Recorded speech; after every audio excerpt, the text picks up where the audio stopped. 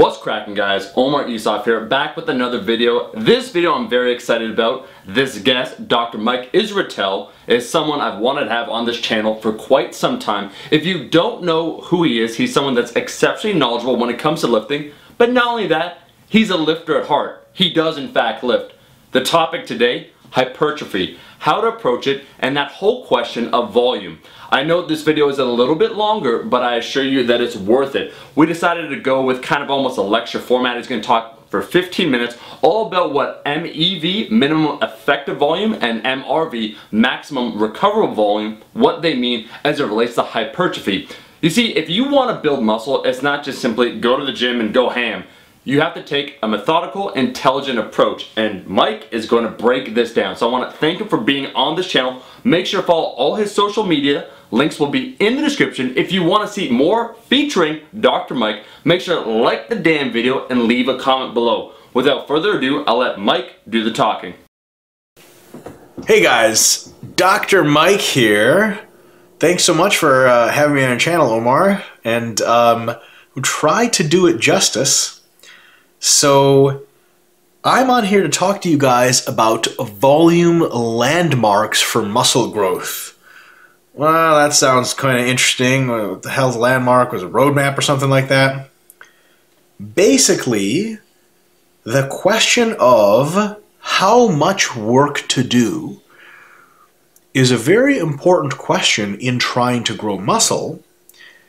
And we're going to try to put some theoretical boundaries around it to answer it so that we can begin to really think critically about a couple of different concepts.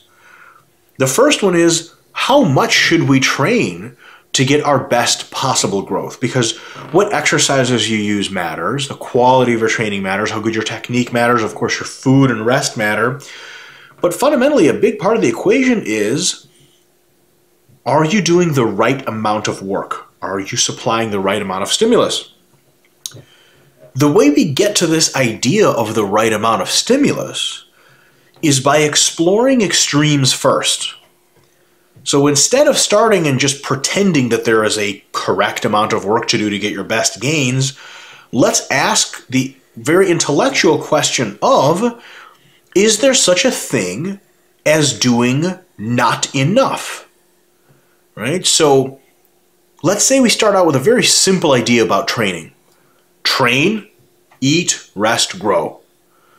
Okay, train. What does that mean, really? If we say, okay, train, hit your muscle group at least once a week. Okay, so let's say we walked in and we did one set, one working set once a week. We ate well, we slept well, we recovered well. Are we to expect muscle growth? Well, maybe like in the first couple weeks or whatever, beginners, but let's say you've been training for 3 or 4 or 5 years. You're really going to expect muscle growth from one working set a week?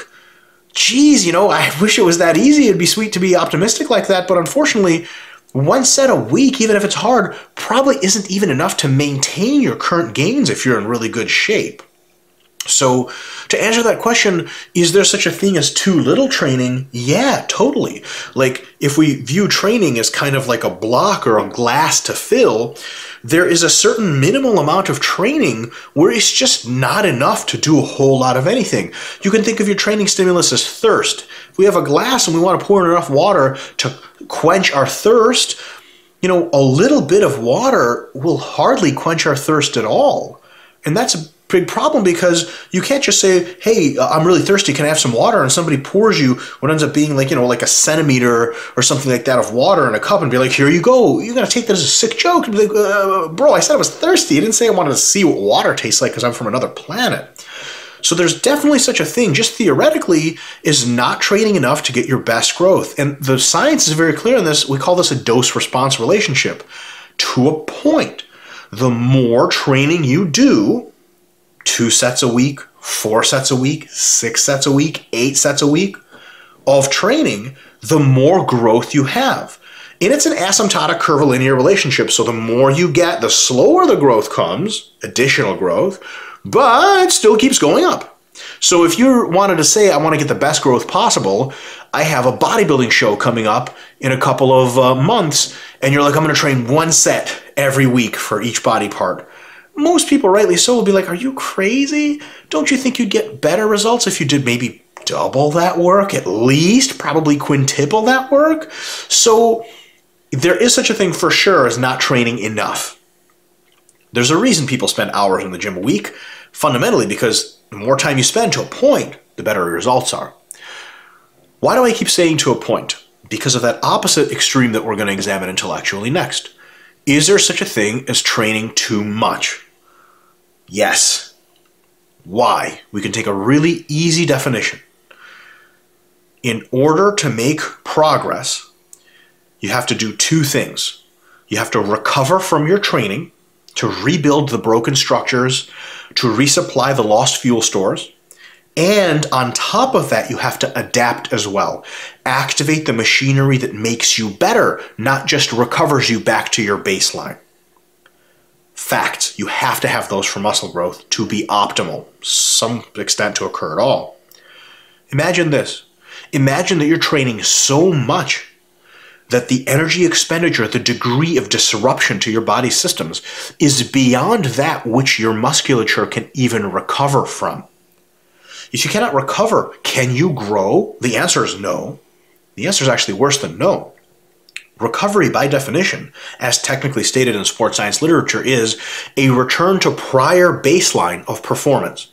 So if you can run 2 miles at a certain time on a soccer field, and you do a really hard workout and you get super tired, and we test you 5 minutes after that workout, you're not going to be recovered. You're not going to hit your 2 mile time just like you always do within a certain number of, let's say, I don't know, 12 minutes. If 12 is your usual kind of best effort on any given day for a 2 mile run, after 2 or 3 days of much lighter training and good eating of carbohydrate, you have recovered to about a 12-minute 2 mile again. We can first, at this time, say you are recovered. If we tested you any sooner, you would not have yet been recovered. Just the same way in weight training, let's say you bench 100 kilos for sets of 10 or 225 or so, usually for like a top set of 10.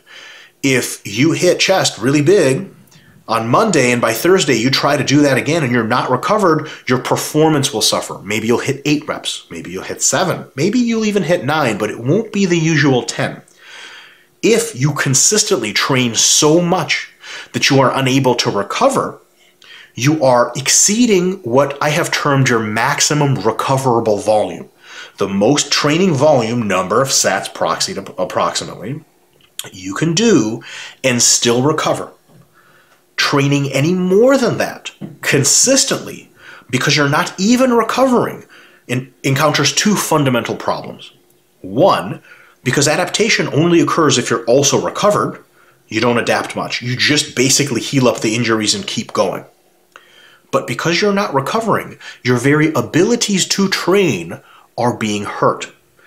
225 for 10 in that example, anything past about 8 reps or 7 reps is overloading. It actually causes you to get better. If you do just sets of 4 and not that many sets, it's never hard enough for your body to really respond. If you're an advanced lifter, you're not going to grow. If you are so under-recovered that you're now so weak you can barely hit 225 for sets of 5, are you really going to gain anything from this unbelievable and fundamentally unchallenging activity? You're so fatigued, you're not strong enough. You can't train with high enough weights at high enough volumes to even put in the stimulus to grow. So under-recovery is a huge problem, and in every researched case, once you take athletes beyond their ability to recover, their gains stop, and if you go much further, their gains start to deteriorate and backslide. So the old adage of there's no such thing as overtraining, etc., always more work is better, right? In wrestling, this is pretty common. Like, what's the other guy doing? Are you outworking the other guy? Well, you got to make sure you're not outworking yourself. If you go too far and do too many sets per week, for chest, let's say, and you do so many sets that you cannot recover adequately week to week to week, forget about adaptation. You've got worse problems now. So we definitely want to make sure we're doing enough to improve, but that we're not doing so much that we're not recovering and again not improving. This gives birth to two concepts, one of which I already introduced. The top concept, at the top end of this glass, Right? If we give you the glass of water to make you not thirsty anymore, and we started pouring so much water that water got all over the glass, it got all over the electronics you have nearby, and it started to ruin everything, that's officially pouring too much water. It's too much water that the glass can't hold. And if we made you drink that water, you would get sick from water after a while. You're not thirsty anymore. It's just too much. That concept of any more training than that is already not recoverable and thus bad is your maximum recoverable volume. It's different for every body part that you have. You have an average per body part of it. It can be a little bit different day to day, week to week, based on how well your eating and sleep go, because that's how your recovery goes, based on how much work capacity you have if you're used to exercises. But if you've trained for a long time and you write enough stuff down, you can get an average value per body part and know that going forward so that you don't accidentally exceed it all the time. That's your MRV, your maximum recoverable volume. Once you know your MRV, a very related concept is on the other end. This is as much volume as you can handle. Anything under it is fine, but below a certain value, we have a problem. It's not enough to stimulate gains.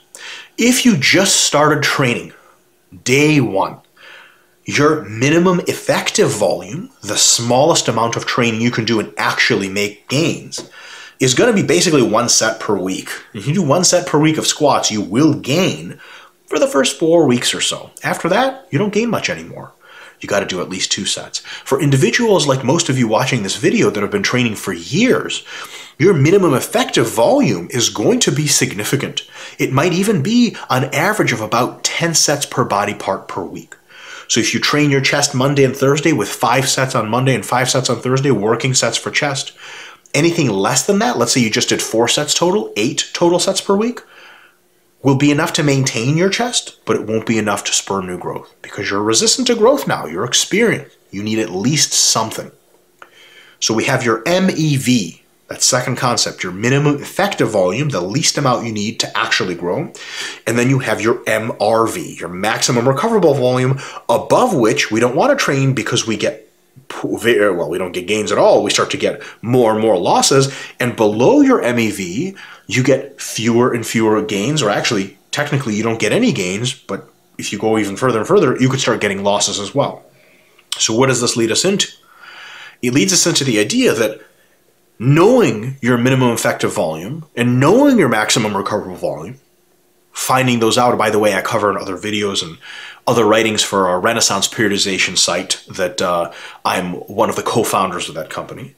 I put out a lot of stuff on Facebook and other videos, etc. We'll link all that stuff for you guys for further reading. But basically, it's a really good idea for yourself per body part to get a rough estimate within 2 or 4 sets, one way or the other, of your minimum effective volume, how much you definitely need to progress, and your maximum recoverable volume, above which it's pointless to train. This band right here is where most of your training for muscle growth should occur. Right? Now, I have termed the bandwidth between this your maximum adaptive volume. The volume from which, on average, you're going to grow the most. But notice, while the MRV is kind of a line, I mean, it's a thick line, it's a probabilistic estimate, it goes up and down a little bit, and the MEV, the minimum effective volume, is a little bit of a wiggle room too. The MAV, maximum adaptive volume, is this whole band. How come it's not one line? Well, we have a really big issue with that and reason as to why it's not just one value. That is a derivative of the overload principle. The overload principle states 2 things. It's got 2 conditions. 1, training needs to be fundamentally hard for you to get better. For us in the volume context, it means at least has to be at MEV or above. But it's got a 2-part definition. The second part of overload is that training has to get harder over time. Just hard isn't good enough. You got to add and add and add. And because at minimum intensity level, the quintessential most important element of hypertrophy is volume. It's the most important training variable for hypertrophy, granted that you're training at least at about 60% 1RM on average, some exception. Volume is so important, that's the biggest derivative of overload for hypertrophy. So what does that mean? It means if we try to go, let's say we found out our minimum effective volume is 10 sets per week for chest, and let's say our MRV, maximum recoverable volume, is 20 sets per week. Do we just go, 15, the number between those two, we should always train 15 sets. That's perfect. But remember, if you say we should always train 15 sets, are you hitting the first part of overload, that it's enough stimulus for you to grow? It's challenging. Yes, totally. Remember, anything above 10 is a challenge, technically speaking. But it's 15 every week. Does that add? It does not. You can add weights, and that's a good start. But remember, volume is a key driver of hypertrophy, and adding volume is a key driver of hypertrophy. Overloading the volume, literally adding more and more and more. So if you always train at 15, it's a bad deal. So then how do we structure our hypertrophy training? Easy solution. Every mesocycle, or 1 to 2 month block of training, we start around our around our minimum effective volume, or MEV, maybe 10 sets per week. And every week we add, well, maybe 2 sets for that body part. Add all the way up until we get to about our MRV. Adding beyond that is pointless, and by then you'll have accumulated so much fatigue, it'll actually start to interfere with all the other growth mechanisms and your ability to train hard. So what happens is, maybe we start at 10 sets per week. Next week we go to 12, 14, 16, 18, 20, deload to reduce fatigue, and I'm sure you guys know all about deloading from other sources. Recycle that whole process, maybe stick with the same exercises but bump up the weights, or choose some new exercises, maybe a combination of both. Go back down to the earlier numbers, because after deloading, and especially if it's new exercises, you're going to be sensitive to growth even at the low values again. You start working back up through that pyramid. That is the fundamental way to structure a mesocycle. That is the fundamental big rule of hypertrophy training. Start at the least amount that will get you to grow. Work slowly over the weeks to the maximum amount you can recover from. Deload, reduce fatigue, recycle the process, and hit it again. Fundamentally, the average volume is going to be your maximum adaptive volume, the one you get the most gains from, but because of the overload principle, you can't ever quite pin that down. It's something that moves. So basically, when you are fresh to training, a new mesocycle is starting, you're deloaded, your maximum adaptive volume is close to between 10 and 12 sets. That's all it's going to take to get your best growth, because you're so not used to that combination of new exercises, and because of a whole week of deloading, you're relatively detrained, your adaptive resistance is pretty low. Anything is going to hit you because you've had a week of doing barely anything at all. Your MAV, maximum adaptive volume, is going to be close to that 10 to 12 number. As soon as you hit that 10 sets per week, your maximum adaptive volume, by the overload principle, now goes up. You need more to grow your best. No coincidence, you hit 12, it goes up again. Then you hit 14, it goes up again. You hit 16, it goes up again. You hit 18, finally 20, you can't go up anymore. You recycle and repeat. That's the fundamental way of using those volume landmarks, your MEV, minimum effective volume, your MRV, maximum recoverable volume, and your MAV, maximum adaptive volume. That's how you use them to produce the best results. And of course, you have to find out all those values for yourself, which is a topic for another video, of course. One last volume landmark to introduce to you guys is what I term the MV, or the maintenance volume. Every now and again, what you're going to want to do is take a break from trying to grow, and for 1 or 2 months, just maintain your gains, maybe train for strength, to give your body a break from high reps, from lots of sets, from pushing hypertrophy all the time. If you try to get good at anything for a certain long part of time, you eventually develop what's called adaptive resistance to that process. After several months, probably about 3 to 5 months of hypertrophy training, your body becomes almost immune to gaining any more hypertrophy. It becomes resistant to the adaptations incurred by hypertrophy training. At that point, your goal should be to maintain the muscle mass that you got. Let your body resensitize to high volume training, resensitize to hypertrophy training. So we have a 2-part mission. 1, let our bodies resensitize and get growth again. 2, maintain the gains so we're not taking 2 steps forward, 2 steps back. So that means we have to train. You don't just take 2 months off of training and then, oh, I'll be getting great results when I come back. Yeah, totally. But you'll spend half that training time getting back what you lost. So for that, we need to know our maintenance volume, our MV. That's the smallest amount of training we can do and still keep our fundamental muscle size. For beginner athletes, that's going to be a very similar volume to the minimum effective volume.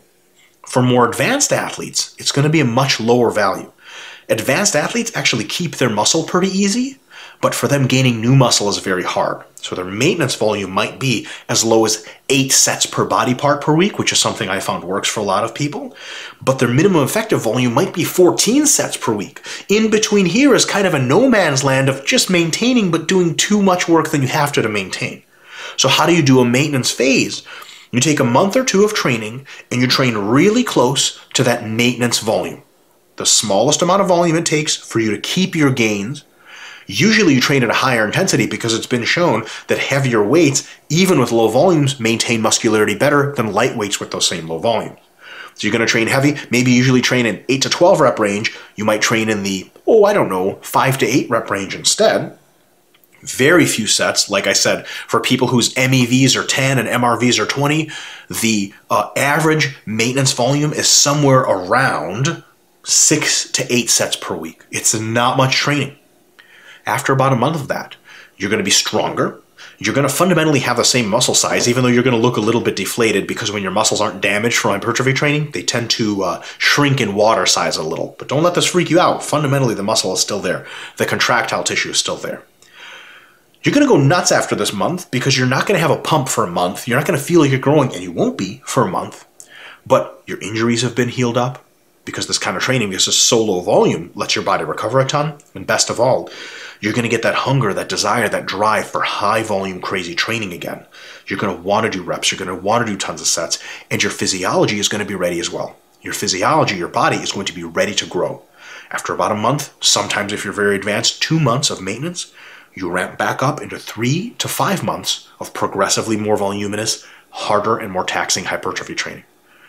You gain a bunch of muscle, then you let your body relax, eat at maintenance to make sure that you're not gaining or losing any weight during that time for maintenance, do another maintenance phase, and then back up you go. So with the maintenance volume, minimum effective volume, maximum recoverable volume, and then between those last two, maximum adaptive volume, we have a roadmap, a way of intellectualizing, of thinking about the big question, am I doing enough to grow or am I doing too much? If you're familiar with all 4 of those concepts, and especially if you seek to find out what your values are for those, and I'll give you a hint, it's a lot of exploration and trial and error, but some noting as well. Once you know those and you know they exist and you know your own values, you can play the guessing game with everything else except for the question of am I doing enough training? Then you'll know exactly how much training you should be doing. You'll wave between the MEV and the MRV, and you'll take maintenance periods every now and again, and you're going to have consistently predictable and productive training. Guys, thank you so much for listening. Check out Renaissance Periodization. Check me out on Facebook, Mike Israetel on Facebook, at RP Dr. Mike on Instagram. Mostly Instagram is half-naked pictures of me, but I assume that's just Instagram in general. In any case, see you guys next time.